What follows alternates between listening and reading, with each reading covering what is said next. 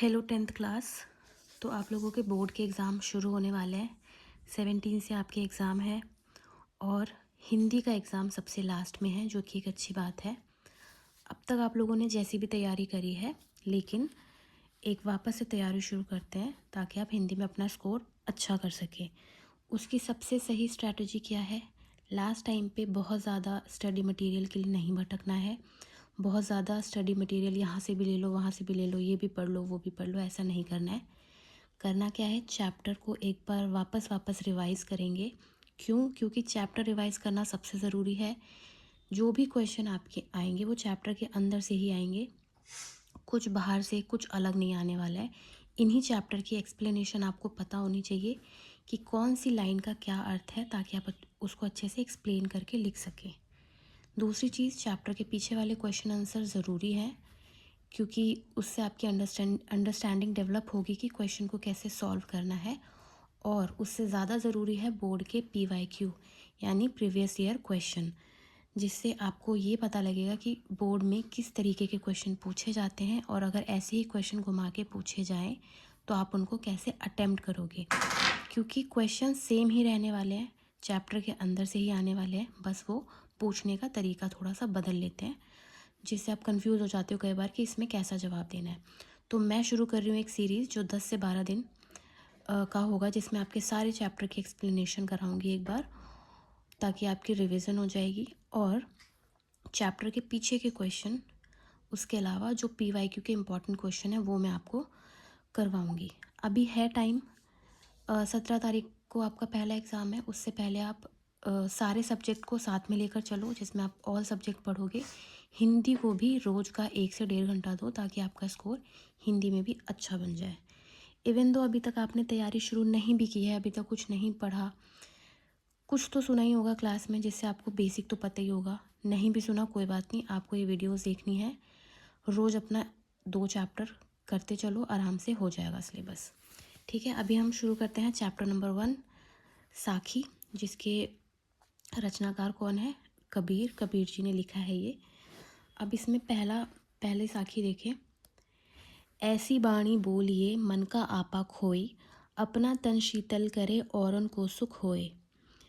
इसका कहने का मतलब क्या है? वाणी का अर्थ है बोली, कि हमारी भाषा कैसी होनी चाहिए, हमारी बोली कैसी होनी चाहिए। आपा का अर्थ है यहाँ पर अहंकार,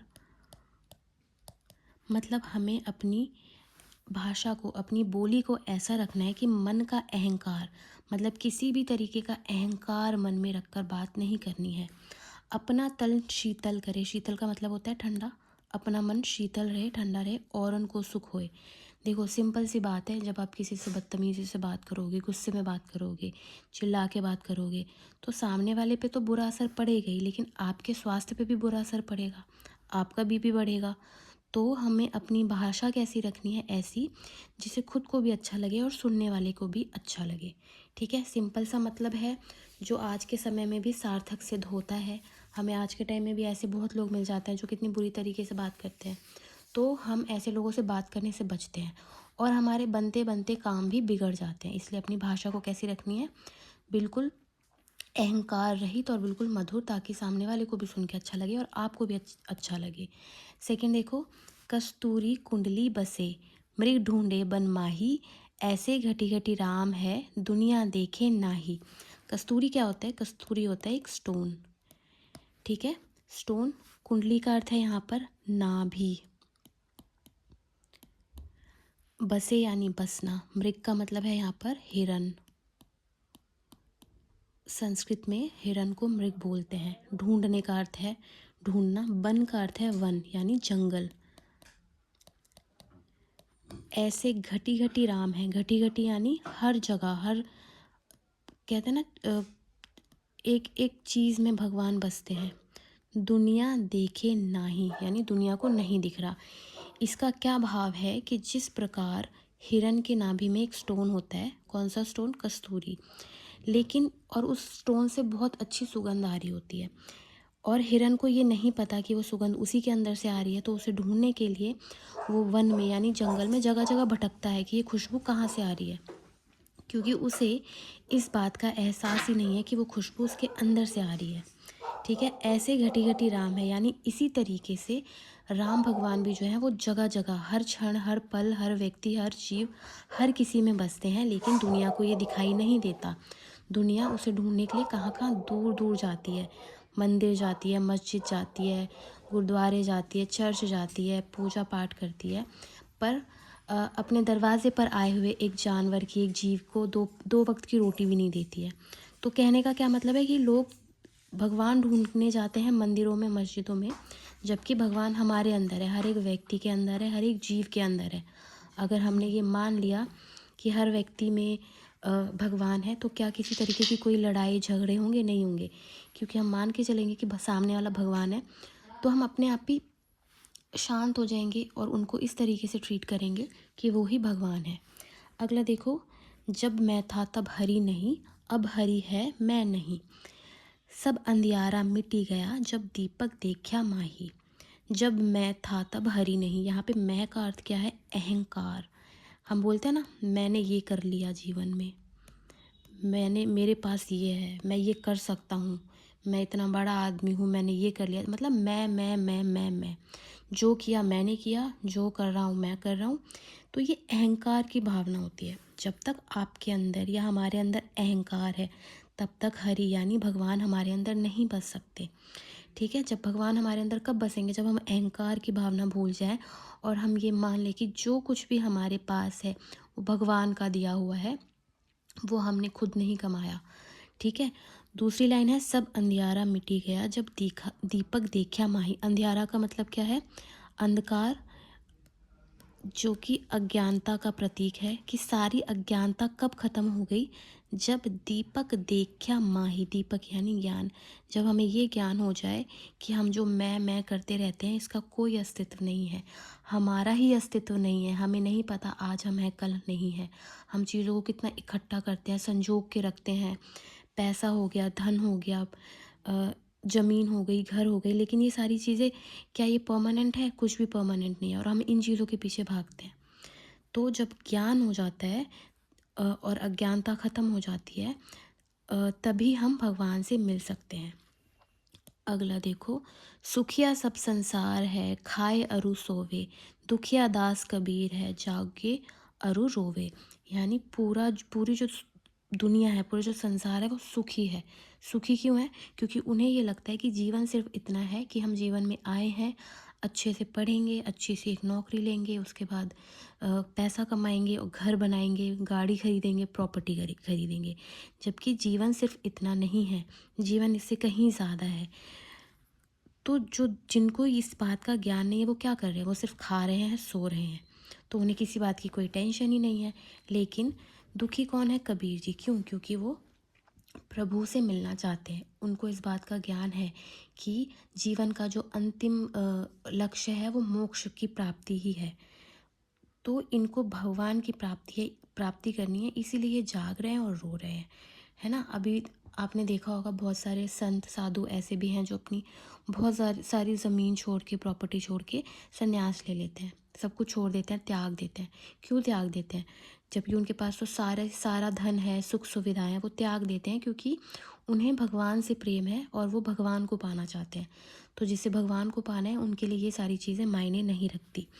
अगली लाइन देखो, विरह भुवंगम तन बसे, मंत्र न लागे कोई, राम वियोगी ना जिवे, जिवे तो बौरा होई। विरह, विरह क्या होता है? अपने प्रेमी से, प्रभु से, जिसे भी आप चाहते हो उनसे जुदाई का जो दुख होता है, मतलब उनसे अलग होने का जो दुख होता है, उसे कहते हैं विरह। भुवंगम का अर्थ है यहाँ पर सांप। भुवंगम किसको कहते हैं? सांप को। तन शरीर, बसे यानी बसना, मंत्र न लागे कोई, राम वियोगी। वियोगी भी वही है कि जो राम के वियोग में है, यानी जो राम से दूर है। जीवे यानी जीना, जीवित रहना। बौरा यानी कि पागल हो जाना। कहते हैं ना, बौरा गए हो क्या? क्या मतलब होता है इसका? बौरा जाना यानी पागल हो जाना। तो क्या कह रहा है ये? विरह भुवंगम तन बसे, मतलब जब हमारे तन में विरह रूपी सांप बस जाता है, मतलब विरह रूपी सांप जब बस जाता है, तो मंत्र न लागे कोई, किसी तरीके का मंत्र, किसी तरह की औषधि कुछ काम नहीं करती। राम वियोगी ना जीवे, और जो राम के वियोग में रह रहा है, मतलब जिसको राम नाम चाहिए या राम से जिनको प्रेम है, जो उनके वियोग में रह रहा है, जो जी रहा है, वो या तो जिएगा नहीं, राम वियोगी ना जिए, या तो जिएगा ही नहीं, जीवे तो बौरा हुई, और अगर जिएगा तो वो बौरा आ जाएगा, यानी पागल हो जाएगा। ठीक है, अगला देखिए, निंदक नेड़ा राखिए आंगणी कुटी बंधाई, बिन साबण पानी बिना निर्मल करे सुभाई। निंदक मतलब जो आपकी निंदा करता है यानी क्रिटिसाइज करता है। नेड़ा मतलब होता है पास रखना। ठीक है, आंगनी यानी आंगन की बात हो रही है, कुटी यानी कुटिया, बंधाई बांध कर, बिन साबुन पानी यानी यहाँ पर बात हो रही है साबुन की, बिन साबुन पानी। निर्मल, निर्मल होता है क्या, निर्मल साफ स्वच्छ।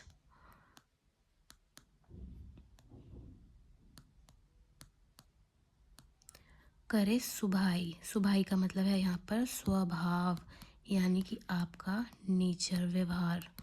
ठीक है,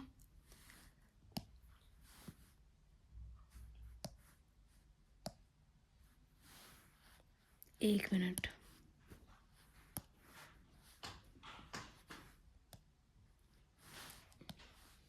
ये एग्जिट कैसे,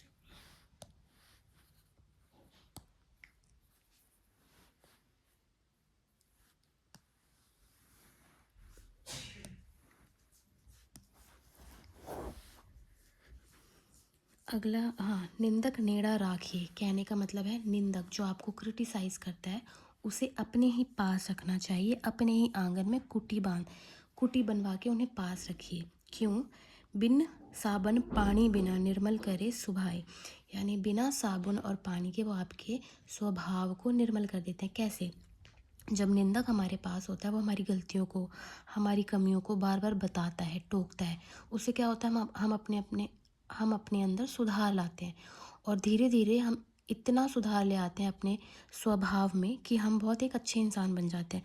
जैसे घर में भी हमें मम्मी पापा टोकते रहते हैं ना, अगर हम कोई गलत काम करते हैं तो, कि ये काम मत करो, ऐसे मत करो, तो उनका जो भाव होता है वो भाव ये नहीं होता कि वो अपने बच्चे को क्रिटिसाइज़ कर रहे हैं, वो क्या करते हैं, वो आपको सुधारने के लिए ऐसा करते हैं। इसीलिए आपको ऐसे लोग बहुत मिल जाएंगे जीवन में जो आपकी झूठी तारीफ़ें करें, पर जब आप तारीफ़ लेते रहते हैं ना, तो आपको समझ नहीं आता कि आप में कुछ बदलाव की भी ज़रूरत है, आपको अपने स्वभाव पे काम करने की भी ज़रूरत है।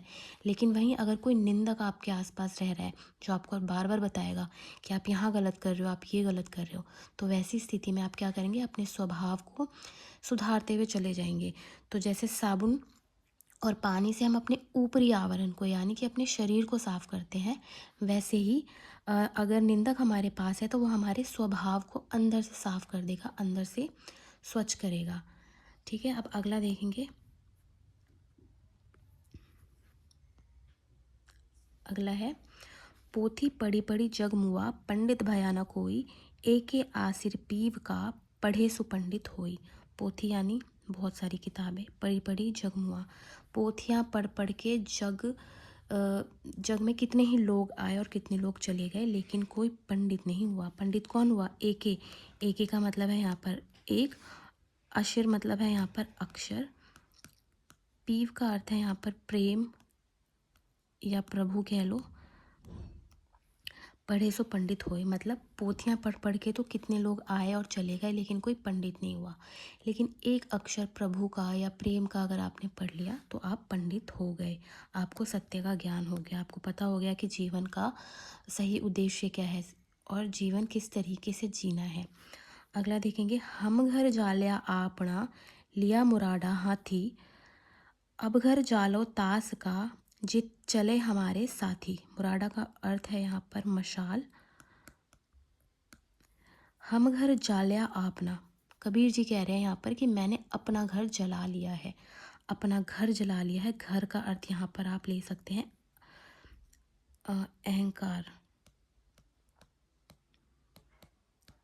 ठीक है, कि अपना घर तो मैंने जला लिया है, क्या लिए मुरादा हाथी, अपने हाथ में मुरादा लेकर, मुरादा होता है मशाल लेकर।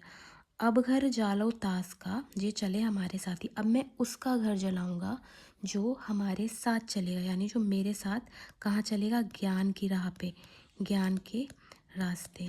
ठीक है, तो मुरादा यहाँ पर क्या है, एक तरीके से दीपक की बात हो रही है, प्रतीक ले सकते हैं कि ज्ञान का दीपक, दीपक या ज्ञान, ज्ञान के मशाल से मैंने अपना अंधकार या अपना अहंकार जला दिया, ख़त्म कर दिया, और अब मैं उसका घर जलाऊंगा जो मेरे साथ ज्ञान के रास्ते पर चलेगा। तो ये सबकी एक्सप्लेनेशन थी। नेक्स्ट वीडियो में मैं आपको क्वेश्चन और आंसर इनके एक्सप्लेन कर दूंगी। इन वीडियोस को आप 2 बार ज़रूर देखें। 2 बार देख के आपको एक एक जो साखी है उसका अर्थ समझ में आ जाएगा। एग्ज़ाम में एक एक साखी, देखो हिंदी एक ऐसा सब्जेक्ट है जो आप रटा रटाया जवाब नहीं दे सकते, ठीक है, लेकिन जब भी क्वेश्चन पूछा जाएगा तो रेलेवेंट आंसर देना है, भले आप बना कर दें। आपकी भाषा आपकी अपनी हो सकती है, आप अपने तरीके से बना के लिखो, लेकिन जैसे अगर वाणी वाला क्वेश्चन पूछता है तो आप उसमें वाणी वाला ही बताएंगे कि कैसी वाणी बोलनी चाहिए, तो हमें मीठी वाणी बोलनी चाहिए। अगर वो हिरन वाला संदर्भ पूछता है तब आप उसमें ये वाला एग्जाम्पल देंगे कि जिस प्रकार हिरन जंगल में कस्तूरी की सुगंध से मोहित होकर उसे ढूंढने के लिए जगह जगह भटकता है, उसी प्रकार मनुष्य भी प्रभु को ढूंढने के लिए जगह जगह भटकते हैं। ठीक है, तो हर साखी का अर्थ अलग है, भले आप अपनी लैंग्वेज में जवाब दें, अपनी लैंग्वेज में आंसर को लिखें, लेकिन रेलेवेंट होना चाहिए कि अगर जो जिससे रिलेटेड पूछा जाए उसी का आप जवाब देंगे। ठीक है, तो मिलते हैं नेक्स्ट वीडियो में। Thank you.